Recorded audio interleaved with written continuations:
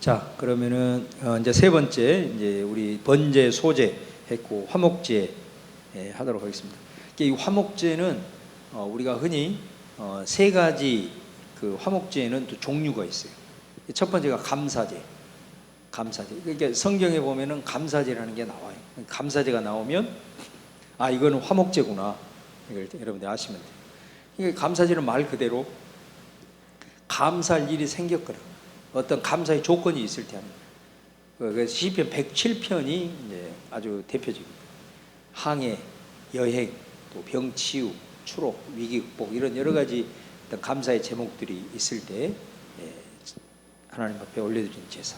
또 서원제라는 게 있어요. 두 번째 화목제. 화목제 중에서는 서원제. 서원은 내용이 응답되었을 때 드리는 제사. 이거 화목제입니다. 화목제. 그래서 창세기 28장 20절에서 22절 말씀에 보면은 야곱이 서원하고 또 그 서원을 하나님께 지켜주시고 또 먹을 것 주시고 평안히 돌아오면 여호와가 내 하나님이 되고 세운 돌이 하나님의 집이 되고 내가 11조 드리겠습니다. 그래서 이제 창세기 35장 6절 7절에 보면은 야곱과 그와 함께한 모든 사람이 가나안 땅을 루스고 베델에 이르고 그가 거기서 제단을 쌓고 엘 베델이라 불렀으니 이는 그의 형의 낯을 피할 때 하나님이 거기서 그에게 나타나셨습니다. 그러니까 여기서 쌓는 제단은 서원제라는 걸 알 수가 있죠. 우리가 이 레위기에 나타난 제사의 모습으로 그때 당시는 어떤 구체적인 제사가 규정이 되진 않았겠지만 바로 이미 그런 서원을 했고 서원이 응답됨으로 말미암아 제단을 쌓았단 말이에요. 그랬을 때는 바로 이것이 바로 서원제, 화목제의 그런 예배가 되고, 그 다음에 세 번째가 자원제. 자원제는 낙헌제죠. 낙자가 즐길 낙자가 즐거운 마음으로 헌신하며 드리는 거. 그래서 하나님의 어떤 은혜를 거기 나와 있는 게 스스로 깨달았을 때, 또 예상하지 못했던 하나님의 은혜와 또 그분의 선하심과 인자하심이 생각이 났을 때 자발적으로 드리는 제사예요. 여러분 그런 경우가 있으시잖아요, 그잖아요.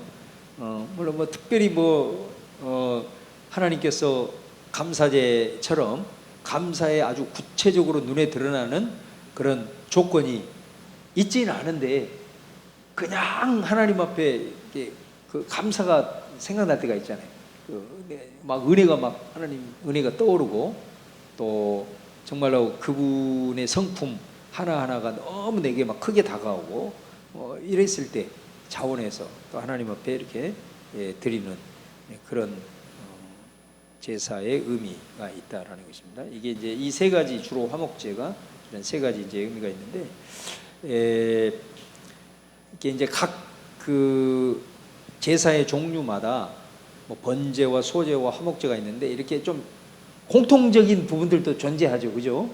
꼭 뭐 자원제, 아까 얘기했던 것처럼 우리 번제에도 자원함으로 이렇게 아주 중요한 정신이었잖아요. 그러니까 그런 공통점들이 각 제사마다 독특하게 그 제사마다 가지고 있는 독특한 어떤 특징도 있지만 이렇게 제사마다 공통적으로 연결된 그런 부분도 존재하는 걸 봅니다.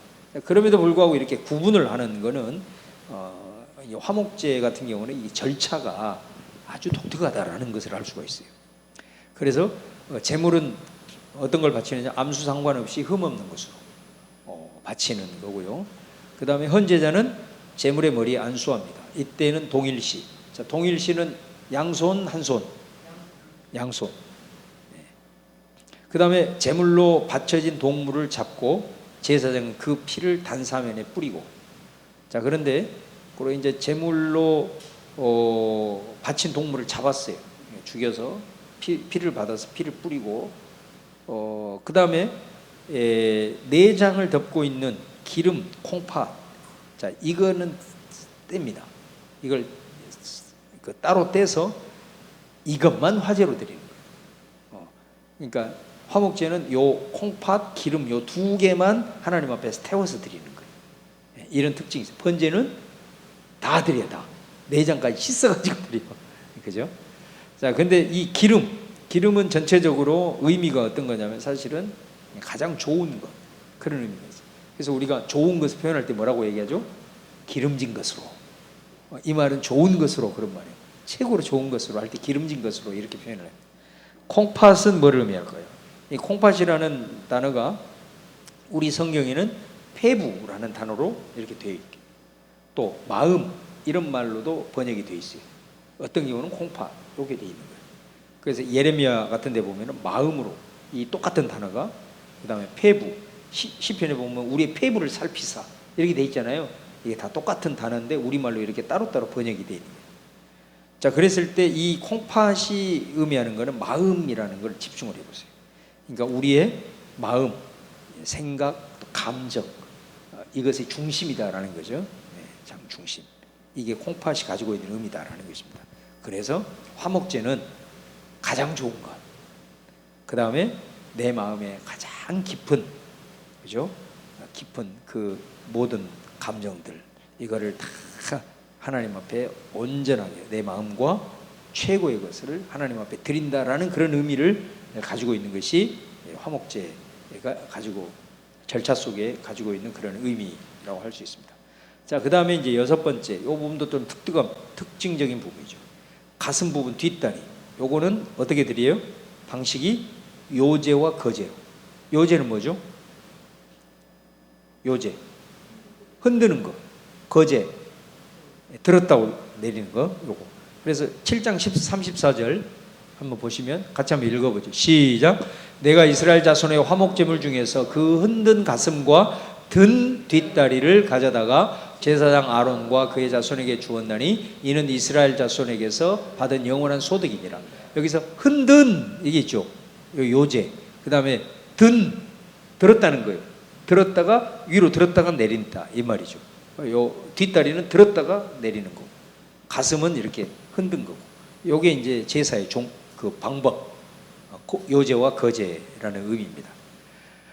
그랬을 때 이 요제와 거제는 전에도 말씀드린 대로 재물이 남아 있겠죠.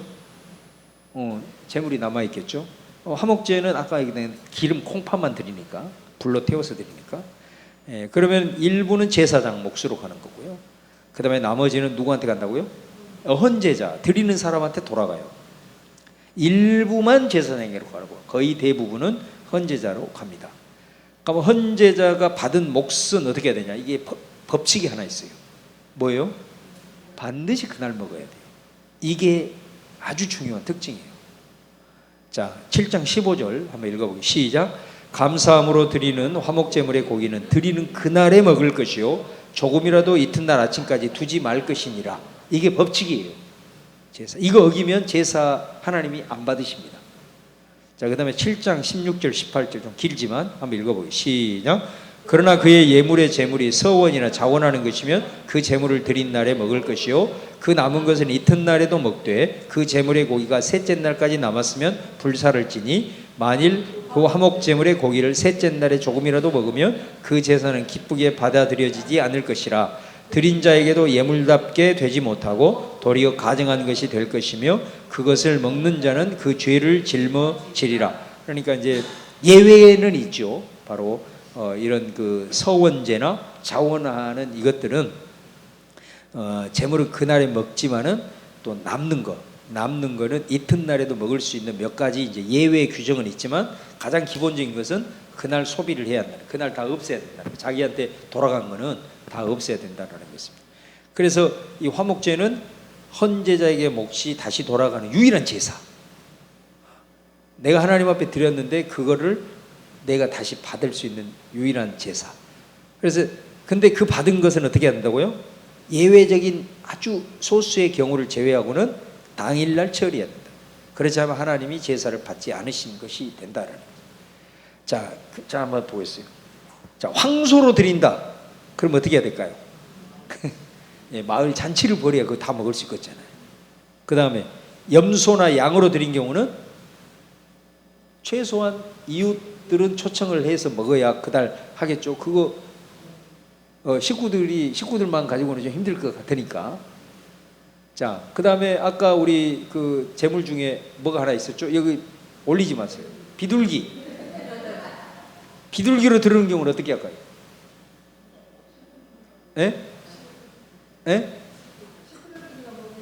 그 식구를 그 뭐 입에 어떻게 붙이래요? 그래서 화목제는 비둘기로는 드리지 않습니다. 비둘기로는 드리지를 않습니다. 그래서 이 화목제가 가지고 있는 아주 중요한 예배 정신이 나눔, 친교입니다. 그래서 이 여러분 레위기에 보면 우리가 지금 신약 성경에서 예배에 대한 의미를 부여할 수 있는 이 폭넓은 의미들이 많아요. 단순히 하나님 앞에 온전히 드리는 것만이 아니고 성도들과 친교하고 나누는 것도 예배라는 거죠. 아주 중요한 거죠. 그래서 이웃들을 만찬에 초청하여 친교의 장을 마련하라. 예배예요. 그래서 화목제는 예배의 범위를 뭐로 확장시키는 거예요? 사람들과의 교제, 화목, 이것을 예배의 범주를 확장시키고 있는 거예요. 화목제가. 히브리서 13장 16절 한번 보겠습니다. 이게 성경에 신약 성경이에요. 시작. 오직 선을 행함과 서로 나누어 주기를 잊지 말라. 하나님이 이 같은 제사를 기뻐하느니라. 여러분 신약 성경에도 이 화목제의 예배 정신을 그대로 이어봤잖아요. 이 앞에는 뭐가 있을까요? 찬미의 제사를 드리라. 하나님께 찬양의 제사를 드리라. 이거 하나님께 드리는 거잖아요. 근데 그 다음에 15절이 그거고 16절에는 서로 선을 행하고 나누어 주기를 잊지 말아라. 근데 이것도 제사다. 이것도 예배다. 라는 것을 이제 말씀을 해주고 있다라는 것입니다. 사도행전 2장 46절을 보겠습니다. 시작. 날마다 마음을 같이하여 성전에 모이기를 힘쓰고 집에서 떡을 떼며 기쁨과 순전한 마음으로 음식을 먹고. 자 여기 보세요. 초대교회의 모습이죠. 여기 보면 날마다 같이하여 성전에 모이기를 힘쓰고 모여서 회중 예배를 드렸겠죠. 뭐 우리 저 레위기 제사로 얘기하면은 뭐 번제, 뭐 또 뭐 이런 것들을 그런 제사 정신을 가지고 하나님 앞에 드렸겠죠. 속죄제도 드리고. 근데 그것만 있는 게 아니고 보세요. 이게 뭐가 있어요? 집에서. 이게 집이 뭘까요? 각각 자기 집인 거예요. 집에서 떡을 떼며 음식을 먹어라. 그죠? 예. 그러니까 마음을 같이하여 예를 들어서 이제 당시에 이런 모일 수 있는 교회 공동 모이는 장소는 어디였을까요? 아마 마가의 다락방이었을 가능성이 높습니다. 성지순례 가보시면 마가의 다락방이 굉장히 높습니다. 그 마가의 다락방이 이 사람들이 기본적으로 모이는 처소였을 가능성이 있어요. 근데 집에서도 항상 떡을 떼라. 떡을 떼라. 꼭 뭐 하는 것 같아요? 집에서 떡을 떼는 거예요? 네? 우리로 말하면 뭐요? 아따 참말이야. 예? 구역예배. 구역예배 보는 것 같잖아요. 이게 굉장히 중요한 거예요. 그래서 화목제는 대그룹으로 드리는 예배, 함께 소그룹을 예배의 자리로 승화시킨다. 이게 화목제. 그래서 초대교회는 성찬식, 예배로 하나 되죠. 이게 성찬식이에요. 예배로 하나 되고. 애찬이 있어요. 애찬. 그죠? 애찬은 뭐예요? 각각 음식을 준비해 와가지고 성찬을 하기 전에 먼저 그룹 준비해 온 걸 서로 나누어 먹는 게 애찬이에요. 그 끝난 다음에 성찬식을 했다고. 성찬과 애찬. 그러니까 나눔과 하나님 앞에 드려지는 예배. 예배를 확장시키고 있는 거예요. 이제 이 예배가 사실은 또 어디까지 갑니까? 아까 얘기했던 자기 부인, 그죠? 자원함, 뭐 특히 자기 부인 정신 같은 경우는 예배가 어디까지 확장된 거예요? 삶으로도 확장된 거잖아요.